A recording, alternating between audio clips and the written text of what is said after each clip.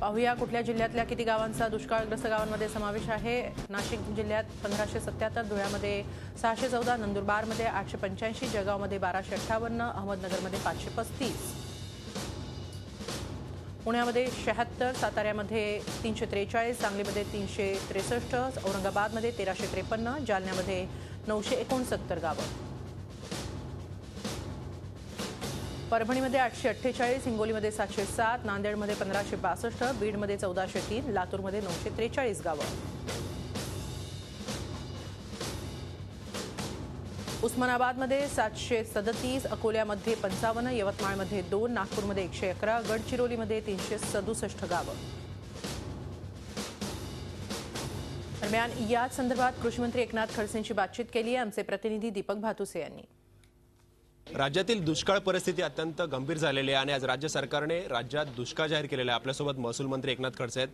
खडसे साहेब, आज राज्य मंत्रिमंडळाच्या उपसमितीची बैठक झाली आणि दुष्काळ जाहीर करण्याचा निर्णय झाला। किती गावांमध्ये दुष्काळ असेल आणि कशा प्रकारे आता उपाययोजना राज्य सरकार करणार आहे? राज्यभरामधील 14,708 गावांना दुष्काळ सदृश्य परिस्थिती आज राज्य सरकारच्या मंत्रिमंडळ उपसमितीने जाहीर केलेली आहे।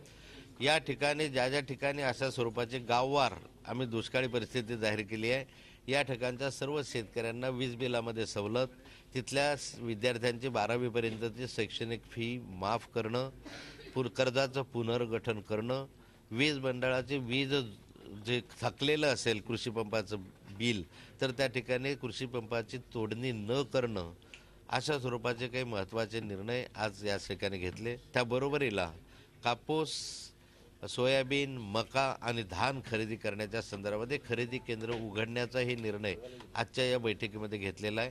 कापूस खरेदी करण्यासाठी CCIच्या माध्यमातून खरेदी केंद्र दिवाळीच्या आत उघडण्यात यावे।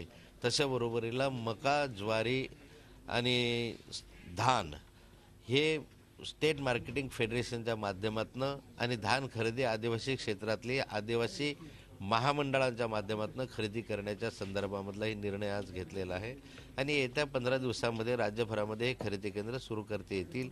यासाठी आर्थिक तरतूद राज्य सरकारने करण्याच्या संदर्भामधली सूचना मंत्रिमंडळ उपसमितीने केलेल्या आहे। झी 24 तास रहा एक पाऊल पुढे।